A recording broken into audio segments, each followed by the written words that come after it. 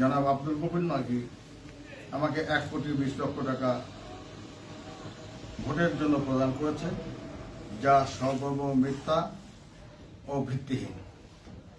অধ্যাপক শহীদুল ইসলাম, কুষ্টিয়া 2 আসনের পরপর 3বার নির্বাচিত সাবেক সংসদ সদস্য, বাংলাদেশ জাতীয়তাবাদী দল কেন্দ্রীয় নির্বাহী কমিটির সদস্য, কুষ্টিয়া জেলা বিএনপির সাবেক সভাপতি। আমি একজন বীর মুক্তিযোদ্ধা। আমি আমার বিরুদ্ধে মানহানিকর একটি সংবাদ প্রতিবেদন ফেসবুকে প্রকাশিত হওয়ার পর, আমি অবগত হওয়ার পর এই বিষয়টা আপনাদেরকে অবগত করার উদ্দেশ্যেই এখানে আহ্বান করেছি। আপনারা এখানে উপস্থিত হয়েছেন, সেজন্য আন্তরিক ধন্যবাদ এবং মোবারকবাদ। বিসমিল্লাহির রহমানির রহিম। উপস্থিত সম্মানিত সাংবাদিকবৃন্দ, আসসালামু আলাইকুম।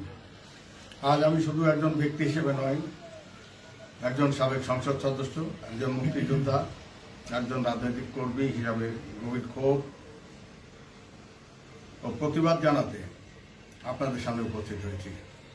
সামাজিক যোগাযোগ মাধ্যমে আমার বিরুদ্ধে যে মিথ্যা, বানোয়াট ও ষড়যন্ত্রমূলক অপপ্রচার চালানো হয়েছে, তা পরিকল্পিত রাজনৈতিক চরিত্র হননের অংশ।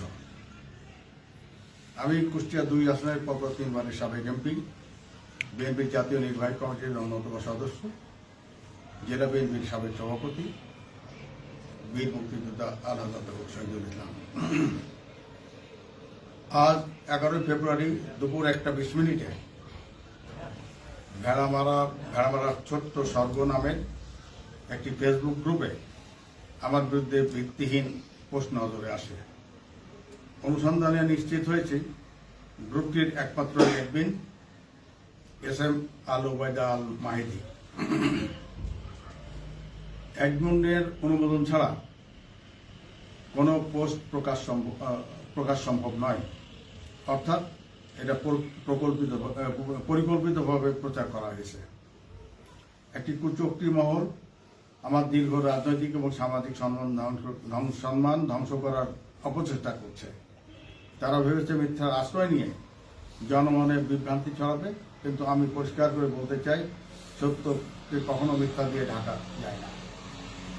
আসন্ন জাতীয় সংসদ নির্বাচনের একদিন পূর্বে এহেন মিথ্যা, ভিত্তিহীন সংবাদ বা প্রতিবেদনের উদ্দেশ্য নির্বাচনকে প্রভাবিত করার স্বার্থেই কোনো মহল এই ঘৃণিত পন্থায় কাজটি করেছে বলে আমি মনে করি। প্রতিবেদনের অভিযোগ, সংসদ সদস্য প্রার্থী জনাব আব্দুল কবির নাকি আমাকে 1,20,00,000 টাকা ভোটের জন্য প্রদান করেছে, যা সম্পূর্ণ মিথ্যা ও ভিত্তিহীন। আমি যদি টাকা গ্রহণ করে থাকি, তাহলে কে, কখন, কোথায় দিয়েছেন সেটা প্রমাণ করার দায়িত্ব ওই সাংবাদিকের। ঘটনা সত্য হলে এবং সৎ সাংবাদিক হলে তার উচিত ছিল সংবাদটি প্রচার করার আগে আমাকে জিজ্ঞাসা করা এবং বিষয়টি নিশ্চিত হওয়া, কিন্তু তিনি বা তারা সেটা করেন নাই। জীবনে কোনোদিন কারো কাছ থেকে কোনো ঘুষ নেই নাই। কাজেই এই সংবাদটি আমার মান, সম্মান, ভাবমূর্তি মারাত্মকভাবে ক্ষতিগ্রস্ত করেছে। আমি এর তীব্র নিন্দা এবং প্রতিবাদ জানাচ্ছি। বিষয়টির কারণ উদ্ঘাটন করা প্রয়োজন। তাই আমি মনে করি, কে বা কারা কি উদ্দেশ্যে এই অপকর্মটি করেছে এটা বের করে দোষী ব্যক্তি বা ব্যক্তিদের বিরুদ্ধে ব্যবস্থা গ্রহণের জন্য ডিজিটাল নিরাপত্তা আইন সহ অন্যান্য প্রচলিত আইনে মামলা করার প্রয়োজন। প্রিয় সাংবাদিকবৃন্দ, এই ঘটনাটি তদন্ত করে সঠিক সংবাদ আপনাদের সোশ্যাল মিডিয়ার মাধ্যমে গুরুত্বের সাথে প্রচার করার জন্য অনুরোধ করছি। আপনাদের দৃষ্টি আকর্ষণ করে আমি বলতে চাই, আপনারা যদি এই বিষয়টি ইতিপূর্বে আমার সম্পর্কে জেনে থাকেন কোনো প্রশ্ন থাকলে সেটা আপনারা আমাকে করতে পারেন, আমি আপনাদের সে প্রশ্নের উত্তর দেবো ইনশাআল্লাহ। তো আমি সংসদ সদস্য থাকাকালীন সময় 30টিরও বেশি আন্তর্জাতিক সংসদীয় সম্মেলনে আমি অংশগ্রহণ করেছি। বিভিন্ন দেশের স্পিকার, ডেপুটি স্পিকার, সংসদ সদস্য, মন্ত্রী, গুরুত্বপূর্ণ ব্যক্তিদের সাথে আমার পরিচয় আছে। প্রায় 57টি দেশ আমি সফর করেছি। সরকারি কর্মকর্তা, সরকারি উচ্চ পর্যায়ের ব্যক্তিরা আমার পরিচিত। যে সংবাদটি প্রচার করা হয়েছে এটা বাংলাদেশ সহ সারা বিশ্বের আমার পরিচিত অনেক মানুষ এটা দেখেছেন, এবং এই লজ্জাজনক সংবাদটি আমার জন্য খুবই বিব্রতকর। অনেকে আমাকে জিজ্ঞাসা করেছেন, আমার যে মান সম্মান ক্ষতি হয়েছে এটা 100 কোটি টাকা দিয়েও পূরণ করা সম্ভব না। এই নির্বাচনকে সামনে রেখে নিশ্চয়ই কেউ বা কারা এই কাজটি করেছে। আমি কার কি ক্ষতি করেছি আমি জানি না, তবে গতকাল নির্বাচনকে সামনে রেখে নির্বাচন যাতে সুষ্ঠু অবাধ হয়, নির্বাচন যাতে কেউ বানচাল করতে না পারে বা সে অপচেষ্টা না করতে পারে, জনগণ নির্ভয়ে ভোট কেন্দ্রে গিয়ে তাদের স্ব পছন্দের প্রার্থীকে যারা ভোট দিতে পারে সেই আহ্বান জানিয়েছিলাম। আপনারা যারা আমার বক্তব্যটা দেখেছেন নিশ্চয়ই এর চাইতে নিরপেক্ষ বক্তব্য আর হয় না, কিন্তু অনেকেই খুশি হতে পারেননি। যেহেতু গতকাল থেকে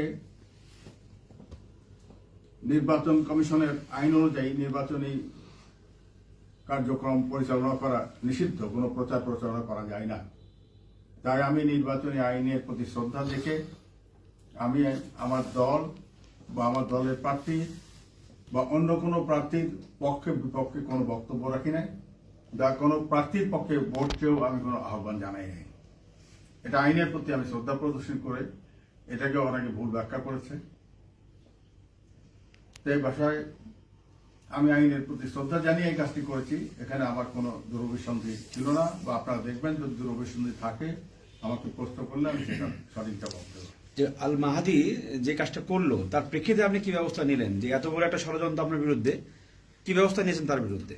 ইতিমধ্যেই আমার কাছে যে তথ্যগুলো আছে সেগুলো আমি থানায় গিয়ে থানার ভারপ্রাপ্ত কর্মকর্তা মহোদয়ের কাছে এটা যখন দেখানোর পরে তিনি আমাকে জিডি করার পরামর্শ দিলেন এবং আমি জিডি করে আসলাম। সেই জিডিটা থানায় রয়ে গেছে।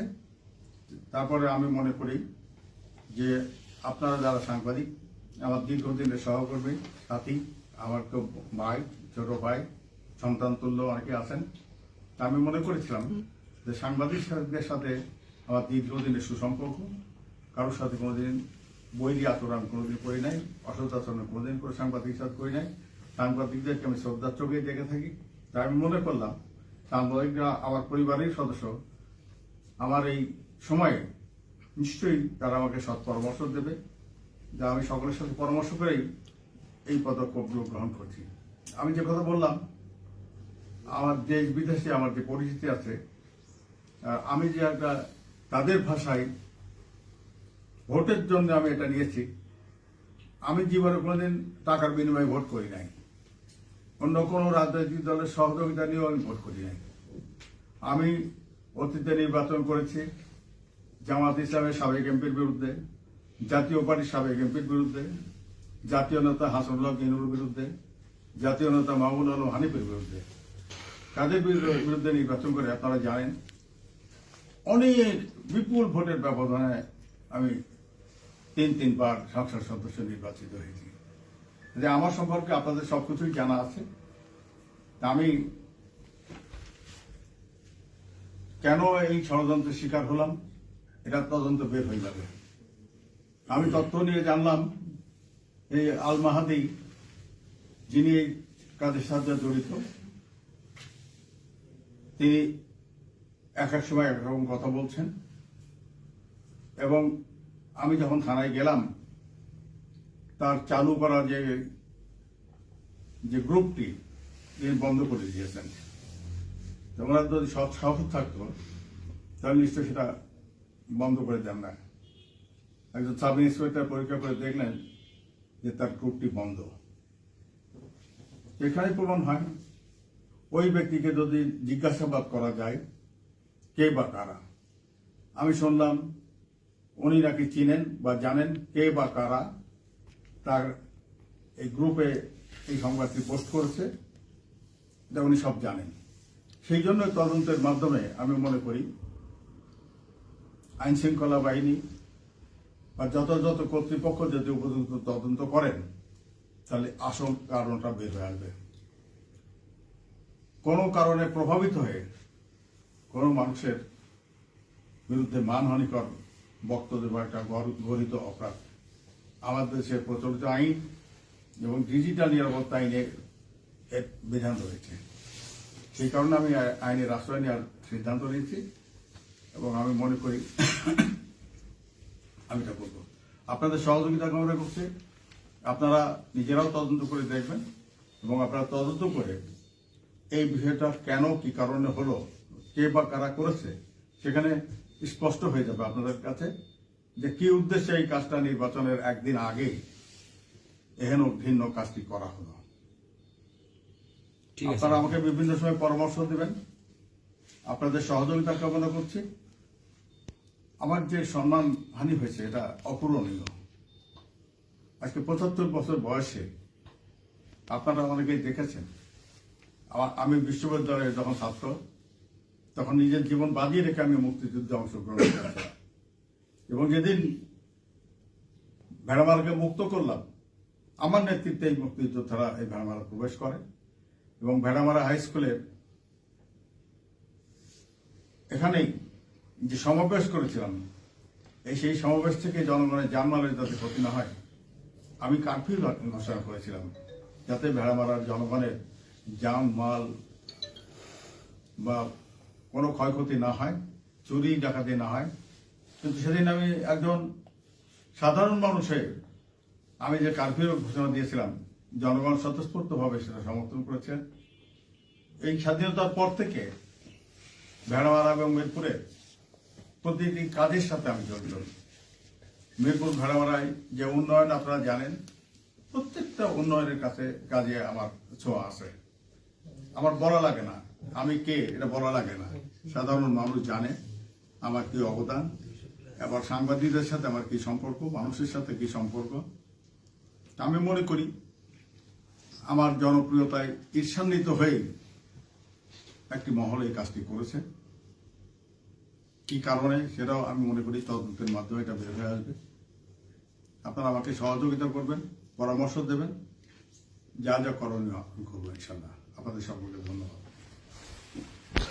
আর কিছু আরো নাই জিজ্ঞাসা করা।